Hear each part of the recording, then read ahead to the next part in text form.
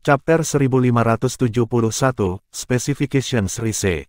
Keamanan sangat ketat di sekitar rumah bangsawan kota. Tuan kota Xie Wuxiang sedang tidur siang santai. Sial baginya, pageboy di pintu mengetuk dengan berita mendesak. Tuan kota, utusan kepala sipir menginginkan audiensi. Para sipir memegang kekuasaan paling besar di pulau itu karena mereka mewakili kepulauan peremajaan. Mereka memahami nasib semua orang di tangan mereka dan menjaga ketertiban dasar. Tentu saja, yang perlu mereka lakukan adalah memastikan tidak ada yang lolos. Mereka tidak peduli tentang kegelapan, kengerian, dan pertumpahan darah yang biasanya ada di pulau itu. Bahkan, mereka sepertinya lebih menyukainya. Itu adalah inti dari keberadaan Winterdraw Island. Di antara sipir, yang memiliki kekuatan terbesar adalah kepala mereka. Dia adalah figur sentral pulau dengan ahli dao bela diri yang tak terhitung jumlahnya melayaninya. Dia memegang nasib semua orang di telapak tangannya. Dia bisa membunuh siapapun hanya dengan sepatah kata jika dia mau. Seseorang seperti penguasa kota mungkin bisa melakukan beberapa perjuangan, tetapi kematian masih akan segera terjadi. Jadi, bagaimana Xie Wuxiang berani melepaskan utusan? Dia bangkit berdiri, memperbaiki pakaiannya, dan pergi untuk menemui tamu itu. Utusan yang terhormat, tolong maafkan aku karena tidak keluar untuk bertemu denganmu. Xie Wuxiang sangat lemah lembut dan patuh. Namun, yang terakhir sepertinya tidak mencatatnya. Alis Messenger melengkung. Lord Xie, kepala sipir telah menerima perintah untuk kembali ke kepulauan. Seorang tamu dengan status yang belum pernah terlihat sebelumnya akan mengunjungi Winterdraw. Kepala sangat penting dalam hal ini, dan sebaiknya kamu menyelesaikan tugas yang diberikan sesegera mungkin. Jangan mengecewakannya, atau kamu tahu konsekuensinya. Nada peringatan berbahaya telah merangkak ke kata-kata kurir di akhir. Alih-alih meledak marah, Xie Wuxiang meyakinkan utusan itu dengan patuh. Yakinlah aku akan melakukan segalanya dengan kekuatanku dan menggunakan setiap sumber daya yang tersedia untuk memenuhi perintah kepala. Semuanya akan ditangani dengan tepat tanpa kesalahan. Petik 2. Dia sangat takut pada kepala sipir dan tidak berani tidak sopan sedikitpun. Bahkan seorang utusan belaka diperlakukan dengan penuh hormat. Baik. Waktu adalah esensi. Kali ini, kamu tidak hanya akan menyambut bangsawan dan bangsawan dari kepulauan peremajaan, tetapi juga memuliakan murid dari 10 negara ilahi. Perlakukan diri kamu dengan baik. Jika kamu menyelesaikan tugas dengan benar dan menenangkan kepala, dia bahkan mungkin memberi kamu kebebasan. Jika kamu tidak melakukannya, dia akan disalahkan, dan kamu tahu apa yang akan terjadi pada kamu. Petik 2. Rasa dingin merambat di tulang punggung Xie Wuxiang. Dia mengerti betul dan benar bahwa kali ini berbeda. Bahkan kepala sipir mengikuti perintah dari orang lain. Kepala itu hanyalah bawahan dari eksekutif senior di kepulauan peremajaan. Jika tugas itu tidak ditangani dengan tepat, ia juga akan menderita di tangan atasannya. Penguasa kota pasti akan mati saat itu. Aku tidak akan berusaha dan melakukan semua yang aku bisa, Xie Wuxiang menyatakan lagi. Utusan itu memberi isyarat dengan acuh. Kepala menginginkan hasil, bukan kata-kata kosong. Kemajuan di Sin City sangat lambat, yang membuat kepala tidak sabar. Dia mulai bertanya-tanya apakah kamu malas. Petik 2. Tak pernah. Tuan kota akan menurunkan kata dan memperlakukan tugas ini sebagai prioritas utama. Petik 2. Baiklah, aku sudah mengatakan semua yang ingin aku katakan. Tunjukkan dirimu dengan baik. Utusan itu tidak membuang waktu lagi berbicara dengan Xie Wuxiang. Dia mengelus dagunya dan pergi dengan putaran. Dia tidak perlu menunjukkan rasa hormat pada Xie Wuxiang karena dia adalah orang kepercayaan kepala sipir. Meskipun penguasa kota sedikit dikesampingkan oleh sikap utusan itu, dia tidak berani berpikir untuk mengeluh karena kepala sipir benar-benar sangat menghargai kepercayaannya. Akan lebih baik jika penguasa kota mempercepat kemajuan pada tugas yang diberikannya.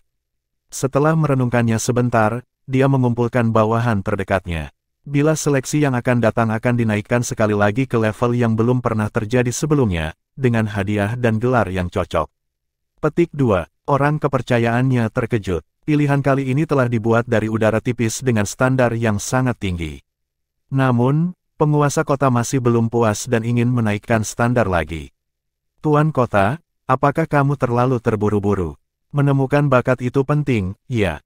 Tetapi kamu akan melewati batas jika kamu menaikkan level lebih jauh. Lagi pula, Bangsawan penguasa kota dibangun di atas lapisan-lapisan individu-individu yang pekerja keras dan berbakat.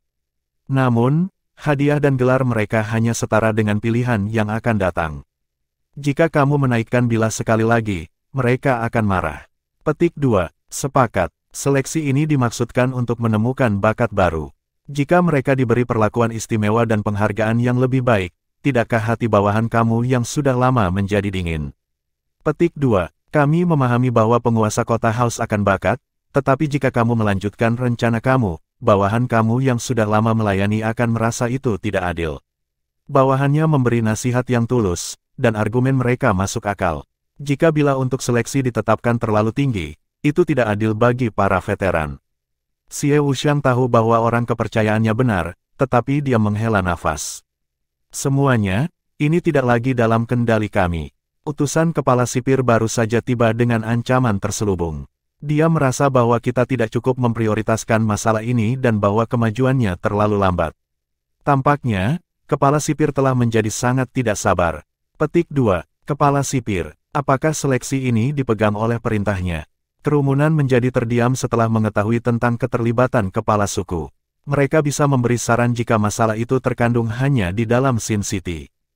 Tetapi karena kepala suku terlibat, mereka tidak lagi memiliki hak untuk berbicara, juga tidak berani. Siapa yang bisa menanggung kejahatan karena melanggar perintah kepala suku? Mereka tidak bunuh diri. Xie Wuxiang bergumam, aku tidak tahu apa yang direncanakan kepala itu, tetapi karena dia memberi kita tugas ini, kita harus menganggapnya serius. Jika dia berpikir bahwa kita tidak memprioritaskan masalah ini dengan cukup, kita semua akan berada dalam masalah serius. Kita semua harus mengedepankan pendapat dan memperlakukan masalah ini dengan sangat penting. Tidak mungkin ada kesalahan. Sampaikan pesannya dan beritahu semua orang untuk memasukkan semua yang mereka miliki ke dalam acara ini. Perekrutan para jenius adalah usaha terbesar Sin City. Pendapat atau perbedaan pendapat apapun bisa menunggu sampai selesai. Aku akan memberi semua orang penjelasan yang tepat. Petik 2. Tidak ada yang mungkin bisa berdebat setelah melihat tekad penguasa kota. Mereka tidak akan melawan penguasa kota, tetapi juga kepala sipir. Yakinlah, kami akan segera melaksanakan pesanan kamu dan mendesak semua orang untuk memfokuskan upaya dan energi mereka pada acara ini. Petik 2. Pengumuman baru menyebabkan keributan besar lainnya di Sin City. Tidak mungkin. Pengumuman baru. Bila untuk seleksi dinaikkan sekali lagi. Petik 2. Apakah kota kita haus akan bakat? Taruhannya kali ini belum pernah terjadi sebelumnya. Petik 2. Aku tahu, semua kandidat yang memenuhi syarat akan diberikan segel residensi emas, yang berarti mereka memiliki residensi permanen di kota, 2 juta batu roh langit setiap tahun, dan gelar khusus. Petik 2. Cek, aku belum pernah melihat hadiah di level ini sebelumnya. Petik 2. Persaingan pasti akan sangat sulit juga. Mereka yang melakukan pemotongan akan berenang dalam ketenaran dan uang. Jelas kesepakatan abad ini. Petik 2. Dengan hadiah seperti itu, kesulitan dan cutoff yang lewat pasti sangat tinggi. Lihat saja persyaratan pendaftaran. Ada batasan usia, kultivasi, dan banyak hal lainnya. Petik 2. Serius. Seleksi yang akan datang pasti dimaksudkan untuk menemukan bakat masa depan. Semua pembudidaya emperan dilarang masuk. Wilayah empire setengah-setengah adalah batas maksimum, dan semua peserta harus berusia kurang dari 100 tahun. Petik 2. Cek, di dunia kultivasi, kami baru dewasa pada usia 100 tahun. Berapa banyak yang bisa mencapai empirean pada usia itu? Petik 2. Semua yang memenuhi syarat adalah jenius yang serius, kan? Hehe, Tuan Kota haus akan talenta yang mampu seperti air. Sayang sekali aku sudah berusia lebih dari 100 tahun, atau aku melayang tinggi ke langit dengan kesempatan ini. Petik 2. Posting pengumuman baru itu menimbulkan desak keheranan dan penyesalan. Imbalan yang melimpah itu terlalu mencolok mata, tetapi sangat disayangkan bahwa mereka tidak memenuhi persyaratan dasar. Terlepas dari yang disebutkan di atas, semua kandidat harus menjadi kaisar besar atau lebih. Persyaratannya sangat keras sehingga hampir tidak mungkin tercapai.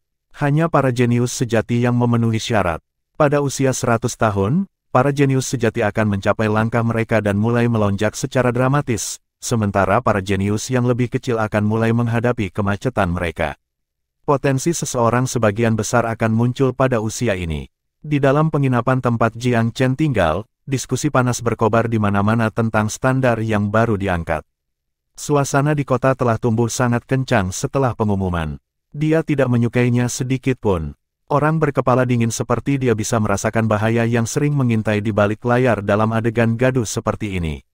Dia tidak tahu pasti betapa berbahayanya seleksi akan, tetapi pasti ada alasan mengapa penguasa kota telah menempatkan begitu banyak kepentingan di dalamnya. Apakah Sin City benar-benar membutuhkan bakat? Sampai-sampai mereka perlu meningkatkan keributan yang begitu besar dan gila. Jiang Chen sedikit bingung. Namun, dia tidak bisa diganggu dengan menebak-nebak tanpa pikir panjang. Dia akan berusaha habis-habisan karena dia sudah memutuskan untuk bergabung dengan acara tersebut. Chapter 1572, The Selection Begins. Kerusuhan, sentimen demam terus tumbuh. Tidak terganggu oleh kerumunan di sekitarnya, Jiang Chen menjadi lebih berkepala dingin meskipun atmosfernya panas. Dia selalu mengikuti hatinya sendiri dan melakukan hal-hal dengan tempo sendiri. Pangkat dan kekayaan bukanlah alasan mengapa ia memutuskan untuk berpartisipasi. Setoran batu roh langit 2 juta dan gelar mewah. Tidak ada yang memiliki konsekuensi apapun. Satu-satunya tujuannya adalah untuk lebih dekat dengan manor kota agar ia dapat menangkap informasi yang lebih penting untuk melarikan diri Winterdraw. Dia tidak memiliki keinginan untuk terlibat dalam hal lain. Setelah menunggu lama, hari pemilihan akhirnya tiba. Itu terjadi di daerah yang luas dan luas. Tempat itu penuh sesak dengan para kandidat, namun jumlah mereka dikerdilkan oleh lautan penonton.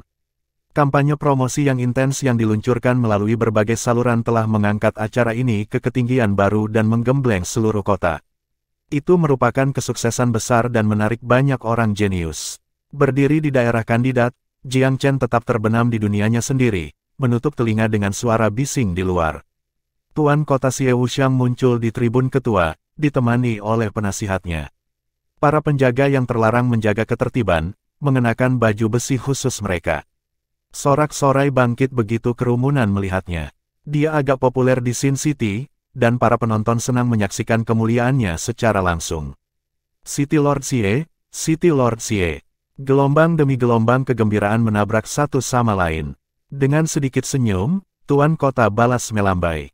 Kilatan menusuk bersinar di mata Jiang Chen saat dia menatap penguasa kota. Pria itu tidak terlalu tinggi, namun perawakannya yang rata-rata dengan bantalan yang unik untuk mereka yang memiliki otoritas besar.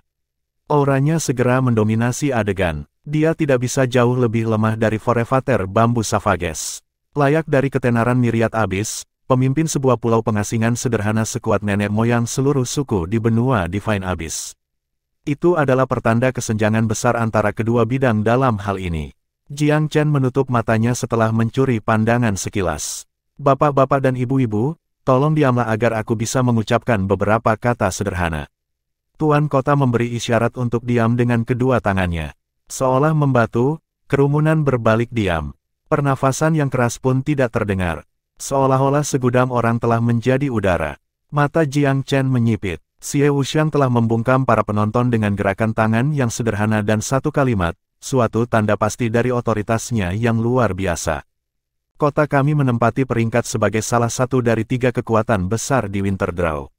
Kenapa begitu? Apakah itu berkat kekuatan pribadi aku? Tentu saja tidak. Aku hanya melakukan tugas aku.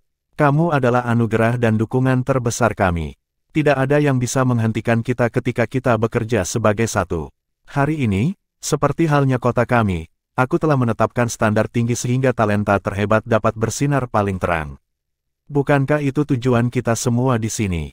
Untuk semua talenta muda di sini hari ini, aku harap kamu bisa mengesampingkan semua beban dan menunjukkan hadiah kamu sepenuhnya. Ingatlah bahwa mereka yang memenuhi syarat akan menjadi pilar masa depan tuan kota dan akan menerima perawatan yang cocok. Petik 2. Terampil saat dia mengagetkan massa, dia mengobarkan suasana dengan pidato yang singkat namun membangkitkan semangat. Banyak peserta yang mengejek, ingin membuktikan diri. Winterdraw membual tentang populasi tinggi. Contohnya, ketika Jiang Chen pertama kali tiba di pulau itu, daerah itu sangat terpencil, namun masih dihuni. Dan di atas kepadatan populasi yang tinggi, hampir setiap lokal adalah seorang pembudidaya. Itu membuat tingkat budidaya rata-rata tinggi, menyebabkan banyak keajaiban diabaikan. Pilihan hari ini adalah kesempatan bagi para jenius yang terlupakan untuk bersinar dan menonjol. Ada banyak faksi di pulau itu, tetapi tidak ada yang dirayakan sebagai tiga yang besar. Untuk setiap prospek muda, bergabung dengan bangsawan kota akan menjadi mimpi. Di Winterdraw, dukungan sebuah faksi selalu diinginkan. Hampir setiap jiwa yang pergi sendirian benar-benar berakhir menjadi jiwa yang sudah pergi, karenanya mengapa kesempatan hari ini telah mengumpulkan perhatian seperti itu. Bagi banyak orang, itu adalah kesempatan untuk mengubah nasib mereka menjadi lebih baik. Baiklah, aku tidak suka bertele-tele. Kamu adalah bintang-bintang hari ini, jadi tunjukkan kepada aku apa yang kamu dapatkan. Sesuai dengan kata-katanya, ia memotong ucapan itu dan meninggalkan sisanya kepada supervisor. Kata supervisor menyatakan dengan keras, hadirin sekalian, atas nama penguasa kota, aku akan memimpin pemilihan hari ini. Ini akan dibagi menjadi babak kualifikasi dan babak elit. Kamu dapat bergabung dengan spanduk penguasa kota selama kamu lulus kualifikasi, sementara mereka yang melewati babak elit akan diberikan gelar kehormatan dan gaji tahunan sebesar 2 juta batu roh langit. Petik 2. Babak kualifikasi dan babak elit. Apakah banyak yang akan dipilih? Merasakan kebingungan orang banyak, penyelia itu tersenyum. Jangan berpikir itu akan mudah hanya karena hanya ada 2 putaran. Bahkan, yang pertama saja akan menjadi tantangan. Pada tebakan, kurang dari 500 akan berlalu, dan tidak lebih dari 10 akan tetap setelah putaran elit. Petik 2. Kerumunan tersentak. Tingkat eliminasi terlalu tinggi. Lebih dari 10.000 telah mendaftar, namun tidak lebih dari 500 yang memenuhi syarat. Dan tidak lebih dari 10 yang berhasil lulus ujian elit. Bahkan Jiang Chen terkejut, tapi dia segera menenangkan diri. Karena standar telah ditetapkan sangat tinggi kali ini, uji coba yang keras diharapkan. Sebaliknya, ujian biasa-biasa saja tidak akan layak untuk acara besar. Baiklah, semuanya tolong persiapkan dirimu. Ingat, fase eliminasi akan dimulai segera setelah kita mulai. Jadi aku harap kamu mempersiapkan diri dengan benar. Kamu hanya bisa menyalahkan diri sendiri jika kamu keluar, supervisor itu memperingatkan dengan tegas. Babak pertama terdiri dari 3 tes yang berbeda. Yang pertama adalah pengadilan perang. Kegagalan berarti diskualifikasi. Mengenai spesifikasinya, kamu akan mengetahuinya segera. Kalian semua memiliki nomor registrasi. Kamu akan membentuk grup 100 berdasarkan nomor kamu. Ingatlah untuk tetap mengikuti perintah. Kelompok pertama, nomor 1 hingga nomor 100. Yang lain menunggu di sini. Petik 2. Angka Jiang Chen adalah 3000 sesuatu, jadi dia punya waktu untuk menunggu. Tapi dia tidak cemas. Dia menutup matanya, dengan sabar menghemat energinya. Ada sedikit tekanan padanya, terutama setelah dia melihat prasyarat partisipasi. Penggarap Rana Empirean dan di atasnya dikeluarkan. Dia yakin tidak ada seorang pun di bawah kerajaan Empire yang cocok dengannya. Bahkan, Empirean tingkat pertama atau kedua tidak membuatnya takut. Jadi persidangan hanya formalitas baginya. Jika tidak, ia harus melupakan tentang pergi ke negara ilahi abadi dan kembali ke Velurium. Singtong dan ayahnya ada di kerumunan. Mereka tiba lebih awal di pagi hari, khawatir karena mereka untuk Jiang Chen. Mereka adalah 2 penonton yang tenggelam di lautan manusia. Ayah, apakah kamu pikir kakak Jiang akan berhasil? Kecemasan di mata murni Singtong mengkhianati kekhawatiran dan harapan polosnya. Sim Hui terkekeh. Tentu saja dia akan. Dia anehnya percaya diri pada pria muda itu. Dengan pengalamannya, dia bisa melihat Jiang Chen adalah orang yang tidak biasa yang akan mengejutkan orang banyak jika dia melepaskan kekuatannya yang sangat besar. Pria itu yakin akan lulus dengan warna terbang meskipun persyaratan yang keras. Itu benar, dia pasti akan berhasil. Kepastian ayahnya memperbarui iman Singtong. Pengadilan pertama tampaknya berjalan sangat cepat. Suatu kelompok dipanggil setiap triwulan. Giliran Jiang Chen datang hanya 4 jam kemudian. Bersama dengan kelompoknya, Jiang Chen mengikuti pelayan ke area terlarang. Mereka segera tiba di lapangan pelatihan. Semuanya, tes pertama akan dilakukan di sini. Kamu akan menghadapi banyak konstruksi mekanik kaisar besar dengan kekuatan destruktif dan pertahanan yang kokoh. Kamu harus tetap berdiri selama 1/4 jam. Jika kamu dikalahkan, kamu gagal dan akan langsung dikirim. Mereka yang lulus tes ini akan dikawal ke yang kedua. Itu cara paling primitif untuk bertarung. Aturannya cukup sederhana. Tentu saja, kecakapan bela diri bukan satu-satunya faktor, tetapi juga penilaian pribadi. Lapangan akan berubah menjadi medan perang yang kacau ketika semua orang mengarungi, menguji banyak aspek kandidat. Chapter 1573, The Second Round. Tepatnya berapa banyak boneka konstruksi yang ada di pangkalan tempur ini yang tidak diketahui. Bagaimanapun, mereka tidak akan mendapat jawaban. Banyak hal yang belum terjawab. Baiklah, saatnya kalian semua masuk. Masa inap yang diperlukan tidak lama, hanya 7,5 menit. Tampaknya tidak terlalu sulit bagi siapapun untuk bertahan selama itu. Tapi Jiang Chen bisa merasakan bahwa ini adalah kebohongan segera setelah masuk. Boneka konstruksi tidak hanya untuk pertunjukan. Mereka tidak memiliki kecerdasan manusia, tetapi mereka dengan hati-hati ditata sedemikian rupa untuk meluncurkan serangan dari hampir di mana saja. Setelah masuk, hal pertama yang dia lakukan adalah menjaga jarak antara pembudidaya lain dan dirinya sendiri. Dia tidak takut pada boneka, karena itu, kesadarannya cukup kuat untuk menilai dari manapun mereka berasal. Meskipun penampilan persidangan ini agak mendadak, dia merasa siap untuk tugas itu. Sebaliknya, penting untuk waspada terhadap sesamanya. Mungkin rekan kompetitornya adalah elemen yang lebih berbahaya daripada boneka mekanik. Di tengah kekacauan, sangat mungkin bagi beberapa orang untuk mengambil keuntungan dengan menyerang kandidat lain, sehingga mengurangi kompetisi. Meskipun mungkin bukan hal yang paling cerdas untuk melakukannya, hati manusia adalah yang paling sulit dijaga.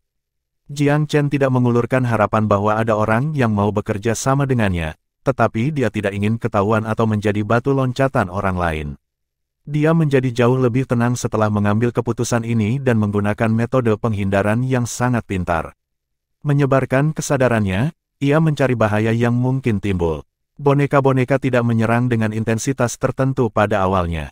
Seiring berjalannya waktu, semakin banyak boneka dikenakan dengan ganas ke depan. Tidak butuh waktu lama bagi boneka untuk mengungguli jumlah 100 dalam kelompoknya, membuatnya mudah untuk membedakan yang kuat dari yang lemah dalam pertarungan berikutnya. Para pembudidaya yang lebih lemah dengan cepat dipukul dan jatuh ke tanah. Mereka yang sedikit lebih kuat hanya bisa mengelak atau menangkis pukulan mereka. Setelah beberapa saat, beberapa pembudidaya yang pintar mulai bekerja secara serempak. Mereka berjuang sendiri menggunakan kerja sama dasar dan penunjukan teritorial. Tapi ikatan yang lahir di sini tidak tahan terhadap ujian yang berat. Titik asal boneka adalah acak dan tidak terlalu mencolok. Garis pertahanan yang dengan tergesa-gesa dibentuk dengan mudah dipatahkan oleh beberapa boneka tak terduga lainnya. Kerjasama yang lahir dengan kondisi yang sebagian besar goyah sejak awal tidak dapat diandalkan. Retakan terkecil akan membawanya kembali ke tanah. Semua ini disebabkan oleh kurangnya rasa saling percaya mereka, karena tidak ada seorang pun yang akan membiarkan punggung mereka terbuka untuk kandidat lain yang tidak mereka kenal. Jeritan mengerikan terdengar di seluruh. Pertempuran menjadi terbatas pada kantong otonom. Boneka-boneka merobek setiap kelompok yang bertarung bersama. Jiang Chen tidak pernah berpikir untuk bekerja dengan orang lain sejak awal karena beberapa menit bukanlah waktu yang cukup untuk membentuk ikatan kepercayaan. Barangkali aliansi Fairweather layak dalam keadaan yang menguntungkan, tetapi kesulitan atau perubahan apapun dapat dengan cepat merusak situasi. Waktu berlalu dari waktu ke waktu. Boneka-boneka yang hadir mulai menguat dan mengamuk. Ini menghasilkan pengurangan cepat dalam jumlah kontestan. Semakin banyak yang tidak mampu dan diangkut keluar. Akhirnya, hanya ada 40 yang tersisa dari awal 100, jumlah yang masih berkurang. Untungnya, babak pertama hanya 7,5 menit. Saat situasi akan menjadi yang paling berbahaya, masa tunggu yang menyiksa sudah habis. Peluit melengking membuat semua boneka terhenti. Mereka menghilang di tempat, seolah-olah tuan boneka telah melakukan sulap. Waktu habis. Penguji yang bertanggung jawab untuk segmen ini datang dengan tersenyum. Tidak buruk. Hampir 30 tetap di grup kamu, skor yang sangat bagus. Selamat, aku harap kamu menemukan kesuksesan di babak selanjutnya juga. Petik 2. Kelompok dengan tingkat kelangsungan hidup kurang dari 30% di babak pertama dianggap sebagai pertunjukan yang bagus. Jiang Chen tidak tahu harus berkata apa. Kualifikasi tampaknya jauh lebih gila daripada yang dia pikirkan, dengan tingkat eliminasi ini. Sangat mungkin bahwa hanya akan ada 500 yang tersisa setelah 3 putaran sukses. Setidaknya, itu akan menjadi masalah jika tingkat putaran pertama ini adalah sesuatu untuk dinilai. Untungnya, dia hanya melakukan pemanasan untuk putaran pertama. Faktanya, Dia nyaris tidak bertarung dengan boneka manapun selain secara simbolis melakukannya. Dia kebanyakan menghindari mereka sebelumnya menggunakan kecepatan dan kesadarannya. Dia tidak sengaja menghindari semua kontak, sesekali bertukar beberapa pukulan dengan mereka. Semua ini dilakukan dengan cara tidak meninggalkan ruang untuk kritik. Secara keseluruhan, kinerja Jiang Chen berada di tengah-tengah kerumunan. Para pengamat yang paling lihai mungkin berpikir dia menyembunyikan kekuatannya, dan tidak lebih dari itu. Hanya itu yang bisa dia harapkan saat ini, sungguh. Kelompok yang tersisa dengan cepat dibawa ke lokasi tes kedua.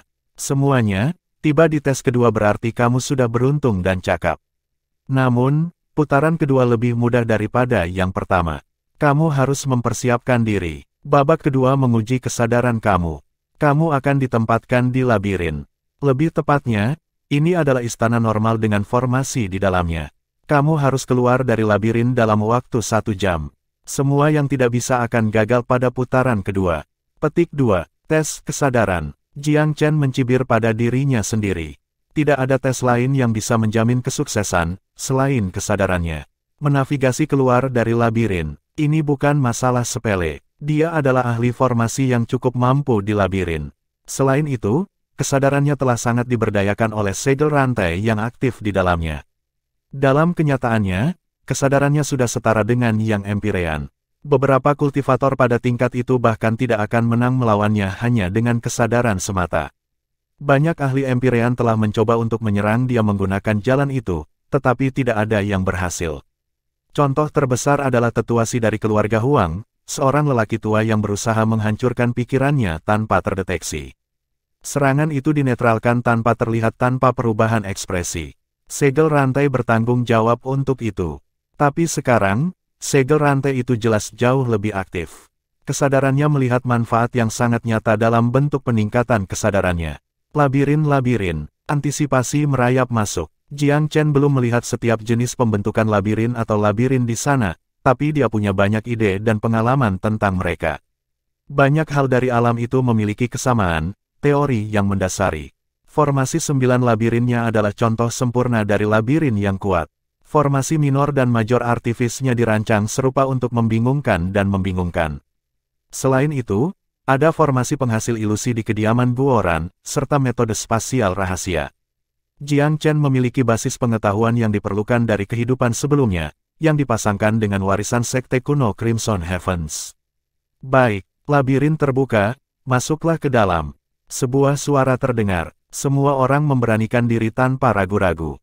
Pada saat berikutnya, mereka menemukan diri mereka di dunia yang sama sekali baru. Memasuki formasi, hati Jiang Chen sama heningnya dengan air. Jika babak ini menguji kesadaran seseorang, dia tidak bisa berdengung tanpa tujuan seperti lalat tanpa kepala. Di dalam istana, ia mengambil semua ruang kosong, lorong, dan gerbang di sekelilingnya. Ada pintu keluar di mana-mana. Tetapi menebarkan kesadarannya mengungkapkan bahwa mereka memiliki tujuan yang sama, yang terhubung satu sama lain pada akhirnya. Sebenarnya tidak ada jalan keluar. Jiang Chen mengambil waktu. Ini adalah karakteristik unik dari formasi labirin. Keluar dan petunjuk terkait tampaknya ada di mana-mana, tetapi mengambil salah satu dari mereka tidak akan menghasilkan jalan keluar yang nyata. Hanya ada satu jalan keluar dari labirin seperti ini, dan selalu tersembunyi dengan sangat baik. Biasanya, apapun yang terlihat oleh mata tidak bisa menjadi jalan keluar yang sebenarnya. Mereka yang mendirikan labirin ini memiliki niat berbeda berdasarkan kepribadian mereka. Beberapa lebih suka gaya yang tajam dan menyimpang, yang lain menikmati menimbulkan kebingungan melalui semua jenis ilusi, dan yang lain menyembunyikan semua bagian yang sebenarnya dalam kepalsuan. Jiang Chen mengalami contoh ketiga. Ada banyak bagian, tapi tidak ada yang asli. Orang yang mengatur formasi sepertinya tidak lemah sama sekali. Pasti seseorang yang memiliki kemampuan spasial. Hanya seseorang seperti itu yang bisa menyembunyikan jalan keluar nyata dalam ruang yang tidak diketahui. Menemukan itu mungkin jalan keluar. Berbicara secara mental, Jiang Chen cukup santai. Meskipun dia pikir labirin cukup luar biasa, dia tidak merasa cukup sulit. Dia sudah memilah pikirannya. Apa yang perlu dia lakukan selanjutnya adalah menemukan pintu di ruang yang tidak diketahui. Dia sangat yakin bahwa itu memang ada. Namun, menemukannya membutuhkan pengalaman hebat dan kekuatan kesadaran yang lebih besar. Pasti akan banyak yang tidak akan menemukan jalan keluarnya. Dia yakin akan hal ini. Labirin telah dibangun dengan cara yang cukup pintar untuk memastikan hal itu. Jalan keluar tidak dapat ditemukan tanpa garis pemikiran yang jelas. Kesadarannya bergerak maju dalam ruang, merasakan kainnya dengan halus dan semua perubahan menit. Pasti ada gangguan halus di udara dekat pintu keluar yang sebenarnya tersembunyi. Chapter 1574, Checkpoints of Life and Death. Karena Jiang Chen telah menyelesaikan garis pemikirannya, semuanya mengikuti secara alami dari sana. Kesadarannya tiba-tiba berdesir dengan sebuah penemuan. Dia menembak ke arah distorsi yang dia deteksi dengan ledakan kegembiraan. Ini tempatnya. Buka. Petik 2. Dia melompat dengan percaya diri ke bidang ruang. Kilatan cemerlang dari cahaya seperti kilat meledak. Tubuhnya menghilang dari labirin dengan kedipan putih. Pada saat berikutnya, kedamaian kembali ke tempatnya semula. Sosok Jiang Chen telah menghilang. Suara mendesing. Pria muda itu mendarat kembali di tanah yang kokoh. Istana bersih di belakangnya, yang baru saja mereka masuki. Dia sekarang berada di pintu masuk belakang, setelah masuk dari depan. Dan seperti itu, aku sudah selesai. Raut senyum keluar dari bibirnya. Langkah kaki datang dari belakangnya, diikuti tepuk tangan. Tidak buruk, tidak buruk. Bahkan 15 menit bagi kamu untuk keluar. Sepertinya kamu cukup ahli dalam formasi spasial. Seruan datang dari penguji yang bertanggung jawab untuk putaran ini. Seorang pria parubaya berjubah merah muncul. Persetujuan dan kekaguman terlihat jelas di wajahnya. Jiang Chen tersenyum sedikit, menawarkan hormat tinju menangkup. Aku agak beruntung. Pria itu mengangkat alis. Martial Dao mengizinkan 1 atau 2 contoh keberuntungan, tetapi kamu memiliki waktu terbaik sejauh ini untuk putaran ini. Aku ragu ada yang bisa berbuat lebih baik. Di bidang ini saja, kamu adalah yang paling cemerlang di antara teman-temanmu. Petik 2. Jiang Chen tertawa. Aku cukup beruntung memiliki guru yang mengajari aku tentang misteri yang terlibat dalam ruang dan formasi. Atau setidaknya fundamentalnya, setidaknya. Petik 2. Tidak ada kepuasan diri dalam suaranya. Ketenangannya menyebabkan pria berjubah merah itu semakin mengaguminya. Jarang sekali seorang pria muda sepertimu bisa tetap tenang dan tenang dalam menghadapi pujian. Setiap kelompok telah diberi waktu 1 jam untuk melewati putaran kedua. Sedikit demi sedikit, lebih banyak orang muncul dari istana. Di antara 30 yang lulus putaran pertama, 9 tetap pada akhir jam. Tingkat eliminasi memang mencengangkan. Sekelompok 100 telah dikurangi menjadi hanya 9, dan putaran terakhir masih tersisa. Menilai dari 2 putaran terakhir, putaran ketiga juga tidak akan mudah. Sekitar 19.000 telah mendaftar untuk kompetisi. Jika satu batch terdiri dari 100, maka hampir 200 batch ada. Jika hanya 9 yang tersisa di akhir putaran kedua untuk setiap grup, kira-kira 2.000 akan tersisa. Tetapi anggota staf sebelumnya mengatakan bahwa kurang dari 500 akan lulus kualifikasi. Ini berarti bahwa putaran ketiga akan memiliki tingkat eliminasi yang paling mengejutkan dari semua. Hanya 2 atau 3 yang tersisa dari 9. 9 yang tersisa umumnya sudah cukup elit, atau begitulah yang mereka pikirkan sendiri. Ada peningkatan kecurigaan timbal balik karena ini. Pada titik ini, tidak ada kerjasama lebih lanjut yang dimungkinkan. Mereka adalah pesaing langsung satu sama lain. Setiap orang ingin yang lain dihilangkan, dan diri mereka tetap tinggal. Lagi pula, melewati babak ketiga berarti mereka memenuhi syarat untuk memasuki kediaman tuan kota dan memiliki kesempatan yang baik untuk menjadi salah satu pejabat utamanya. 9 yang tersisa dibawa ke pintu masuk ke babak ketiga. Pria yang bertanggung jawab untuk putaran ini sudah tua dan botak, dan memiliki 2 asisten setengah baya. Mereka sedikit terkejut melihat bahwa 9 tetap di kelompok ini. Tidak buruk, 9 di grup ini, ini jauh lebih baik daripada kualitas keseluruhan. Pria tua botak itu terkejut. Seorang pria parubaya tertawa dari samping, "Tetua Lu, menurutmu berapa banyak yang akan melewati putaran ketiga?" Pria tua itu tertawa menanggapi, "Aku tidak akan mencoba menebak, tetapi aku tidak berpikir mereka akan melakukan yang buruk. Mungkin mereka bahkan akan menjadi kelompok yang paling unggul." Petik 2. Percakapan baru saja selesai sebelum kelompok 9 orang sebelum mereka. "Aku ingin mengucapkan selamat sebelumnya." Pria tua botak itu tersenyum. "Kamu 100 di antara jenius yang bisa mencapai sejauh ini. Namun, kamu harus membuktikan bahwa kamu adalah 1 dalam 1000. Hanya setelah melewati putaran ketiga kamu akan dianggap telah lolos kualifikasi. Tidak ada gunanya untuk kesuksesan kamu sebelumnya jika kamu tersandung di sini. Kata-kata orang tua itu menyadarkan kesembilan kandidat. Mereka tahu itu benar, tetapi mendengarnya langsung dari mulut pemeriksa adalah perasaan yang berbeda. Tes ketiga adalah tes yang menguji campuran keterampilan, kekuatan, kecepatan, kemauan, dan keberanian kamu. Ingat, babak ini membawa risiko yang cukup besar untuk hidup kamu. Kamu masih punya waktu untuk menyerah dan keluar. Tidak akan ada ruang untuk penyesalan begitu ujian kamu dimulai. Keputusan kamu di sini mungkin berarti perbedaan antara hidup dan mati, orang tua itu memperingatkan. Menyerah. Tidak ada tanda-tanda minat dari salah satu dari 9. Hal seperti itu tidak ada di dunia bela diri Dao. Bagaimana mungkin seorang calon menjadi seseorang yang takut mati? Kekayaan juga sering ditemukan dalam bahaya besar. Tak satu pun dari mereka akan dengan mudah menyerah pada kesempatan untuk berafiliasi dengan penguasa kota. Jika itu masalahnya, ikut aku. Tes ketiga adalah hidup dan mati. Apakah kamu lihat? Dari sini, ada bagian yang mengarah ke sisi lain.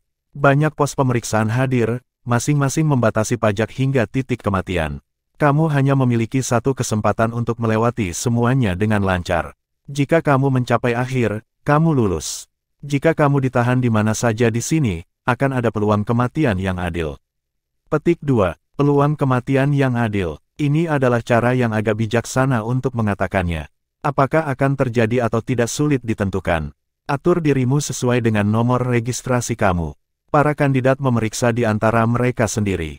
Nomor Jiang Chen persis di tengah-tengah paket. Dia melirik ke kejauhan. Tidak jelas berapa banyak pos pemeriksaan di sana, tetapi ia merasa bahwa banyak jebakan yang tersembunyi di ceruknya. Seluruh perselingkuhan tampak agak mengerikan. Seorang kultivator dengan monolit adalah yang pertama. Semuanya, perhatikan aku mendapatkan kemenangan bersih. Dia memompa dirinya sendiri tanpa henti bahkan ketika dia memasuki lorong. Ada kabut di atas penglihatan orang lain saat dia melakukannya. Tidak ada di dalam yang terlihat dari luar, untuk memastikan keadilan bagi kandidat sebelumnya. Dengan demikian, lorong itu ditutup setiap kali seseorang masuk. Waktu berlalu sangat cepat. Setelah beberapa napas, semuanya seperti sebelumnya. Tidak ada informasi tentang masuk atau gagal masuknya peserta pertama. Dilaporkannya hasil itu sehingga tidak ada tekanan psikologis akan jatuh pada mereka yang datang setelah. Selanjutnya, perintah pria tua botak itu. Kandidat kedua menghilang sama seperti yang pertama. Lalu yang ketiga, lalu yang keempat. Lebih banyak orang maju dan menghilang dalam keheningan. Atmosfer yang menghancurkan benar-benar membuat orang-orang yang berada di garis bawah menjadi tegang. Tidak tahu berapa banyak yang telah berlalu, adakah yang punya. Semuanya tidak diketahui. Selanjutnya, sekarang giliran Jiang Chen. Pria muda itu benar-benar tenang. Setiap bit kesadaran, kekuatan bela diri, dan pori-pori di tubuhnya disiapkan. Ayo, perintah botak, Pak tua itu. Tanpa basa-basi lagi, Jiang Chen menghilang dalam cahaya kabur. Guilotin tajam diiris dari atas begitu dia masuk, kecepatannya diperkuat oleh keunggulan di medan. Jiang Chen memiliki kesadaran yang cukup untuk tampak hampir seperti sekarang. Alih-alih melambat, dia mempercepat. Pada saat kritis itu, tubuhnya sudah tertinggal setelah gambar saat ia melewatinya. Sisa-sisa cahaya dan bayangan yang ditinggalkan oleh Kunpeng Meteoric Escape adalah satu-satunya hal yang dihancurkan oleh pedang itu. Setelah menghindari guilotin, Jiang Chen bergerak maju dengan kemampuan aerodinamis burung layang-layang. Tiba-tiba, angin aneh dengan asal tidak diketahui meraung di bawah kakinya. Tidak tertarik ditunda pada saat yang sangat disayangkan, ia mempercepat sekali lagi. Ledakan, ada angin yang berhembus di belakangnya, iblis pemakan yang berkeliaran ke arahnya. Sepertinya ingin menelan semua yang masuk ke dalam lorong. Kecepatan dan kecepatan penilaian Jiang Chen adalah langkah terbaik untuk mempertahankan diri yang bisa dia minta. Tunggu, ini tidak baik. Ada yang salah dengan kecepatan angin. Ada panah di sekitar sini. Dengan refleks yang lebih cepat daripada orang biasa, dia menegang dan menjatuhkan tubuhnya ke belakang seperti papan, kaki ditanam dengan kuat untuk menghindari hujan panah. Mereka melonjak tanpa membahayakan tubuhnya. Dia tidak tahu apakah perangkap telah memicu panah, atau apakah seseorang secara khusus ada di sini untuk membalas dendam. Tapi dia tidak akan menunggu serangan berikutnya. Memulihkan dirinya secara instan, dia mendorong dirinya dari tanah dan meluncur maju sekali lagi. Satu-satunya cara untuk lulus adalah untuk maju. Aduh, seekor rakus memotong dari sisi lorong saat ia melakukannya, membawa serta bau tengik dan darah berdarah. Itu menerkam Jiang Chen, berniat menelannya. Bagian itu dipenuhi dengan pos-pos pemeriksaan yang fatal baik-baik saja. Keuntungan kecepatan Jiang Chen digunakan secara maksimal di sini. Sebelum rahang itu bisa mendekat, kakinya sudah di atasnya, menggunakannya sebagai titik pandang untuk melompat ke depan sekali lagi. Chapter 1575, Challenging the Elite Round. Benar saja, pos pemeriksaan penuh dengan bahaya berlimpah dan kesulitan menunggu di setiap belokan di lorong.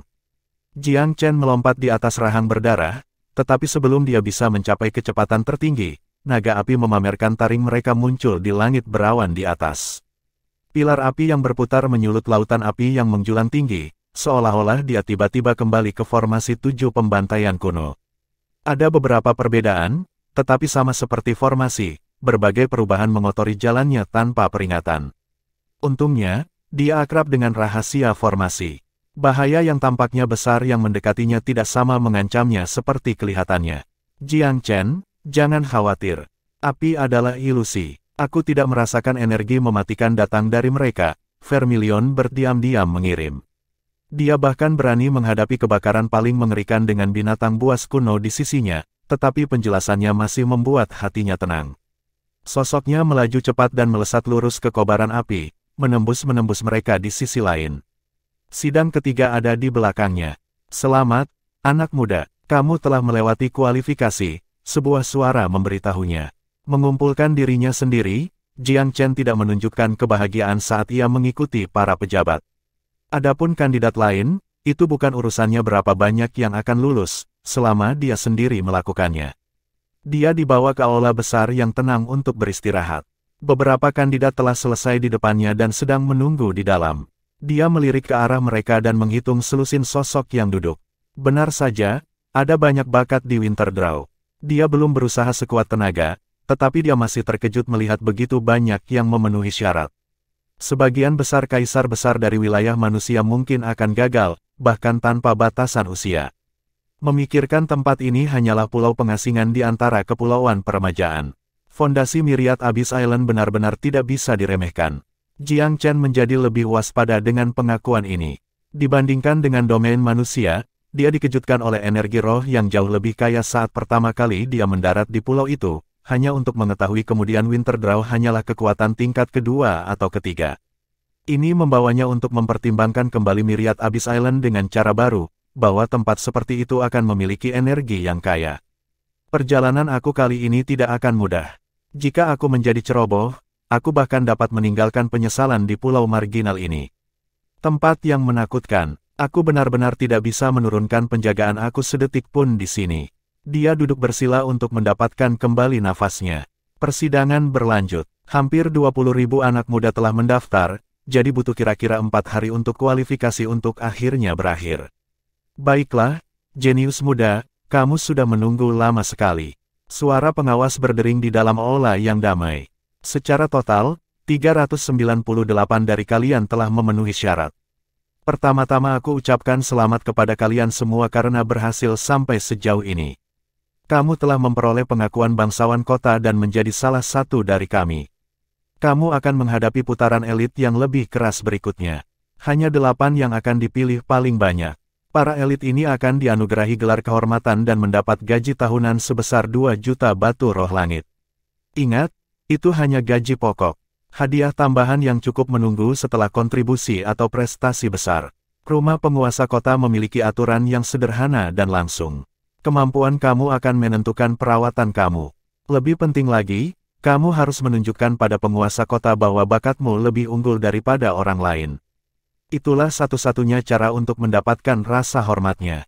Buat dia berpikir kamu sangat diperlukan, bahwa kamu layak untuk dipelihara dalam jangka panjang. Petik 2. Jiang Chen tetap acuh tak acuh meski pengawas berbicara, hatinya tenang seperti air. Tentu saja, kalian yang tidak menjadi elit seharusnya tidak berkecil hati. Kamu mungkin tidak mendapatkan pangkat atau bayaran yang sama, tetapi tuan kota tetap menyambut kamu dengan pintu terbuka. Kamu hanya akan memiliki titik awal yang sedikit lebih rendah. Tuan kita tidak fleksibel. Tidak peduli seberapa rendah asal-usulmu, masa depanmu akan tetap cerah selama kamu menunjukkan bakat yang tiada taranya. Petik 2. Bagaimanapun, mereka yang ada di aula besar adalah krim tanaman yang muncul dari lebih dari 10.000 kandidat. Ada juga 3 bagian ke babak elit. Bagian pertama akan menguji Pildao. Yang kedua akan menantang kecakapan bela diri. Kami akan memilih 64 terbaik dari yang tersisa. Kemudian, kamu akan dihilangkan satu persatu hingga 8 yang terbaik tetap ada. Mungkin beberapa dari kamu mempertanyakan alasan dari tes Pildao. Tetapi perlu diingat bahwa penguasa kota menginginkan bakat yang komprehensif. Powerhouse puncak-puncak sejati membutuhkan jangkauan di banyak departemen. Sulit berjalan jauh melalui kekuatan kasar sendirian. Petik 2. Tuan tanah kota secara alami memiliki persyaratannya sendiri, jadi anak-anak itu tidak terlalu terkejut. Mereka yang berhasil sejauh ini secara alami memiliki prestasi sendiri dalam Pildao.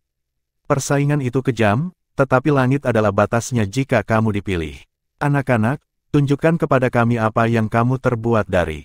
Setelah menyalakan emosi orang banyak, penyelia melanjutkan, kamu sekarang akan diberi nomor baru.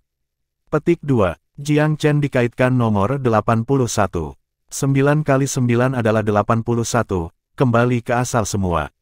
Ini keberuntungan. Dia tetap tenang seperti biasa. Pildao adalah permainan anak-anak baginya. Tentu saja, itu hanya salah satu faktor penilaian sebagai tuan tanah kota memiliki prioritas sendiri. Peringkat akhir akan mencakup banyak faktor subjektif. Karena dia nomor 81, dia punya waktu untuk membunuh. Dia tetap duduk dan menunggu dengan tenang. Dia memiliki sedikit kekhawatiran pada tahap seleksi ini. Di ruang pribadi rahasia di suatu tempat di dalam aula besar, City Lord Xie Wuxiang dan bawahannya mengamati proses dengan semangat tinggi. Seorang penasihat memerah karena kegembiraan. Tuanku, hasil panen ini berkualitas bagus. Semua yang telah mencapai babak kedua adalah benih yang baik. Kepala sipir pasti akan senang kali ini. Petik 2. Xie Wuxiang tersenyum, jelas agak puas juga. Pembicaraan uang. Kenapa lagi begitu banyak jenius yang datang? Petik 2. Meningkatkan bar adalah langkah yang brilian. Penguasa kota cukup senang dengan kualitas para kandidat kali ini. Semua orang, adakah yang kamu sukai di antara 300 itu sesuatu? Seseorang yang yakin untuk mencapai 8 besar. Petik 2. Banyak yang lolos kualifikasi, tetapi pada akhirnya, mereka hanyalah foil untuk center Pieces sejati, latar belakang untuk 8 besar untuk bersinar lebih terang. Aku memperhatikan nomor 163. Anak itu begitu tenang dan mantap sehingga kamu tidak bisa tidak percaya padanya. Penampilannya di babak-babak sebelumnya juga agak menarik. Petik 2. Aku sudah mengawasi beberapa dari mereka, tetapi kita harus menunggu hasil akhir untuk memberikan vonis mereka. Banyak yang mungkin menyembunyikan kekuatan mereka yang sebenarnya di kualifikasi. Petik 2. Betul, beberapa mungkin lebih cemerlang, tetapi siapa yang tahu jika yang lain tidak memiliki kartu as. Di dunia persilatan, tidak ada yang tahu siapa yang akan tertawa terakhir. Petik 2. Aku sudah mengamati nomor 81. Penampilan anak ini sangat persuasif.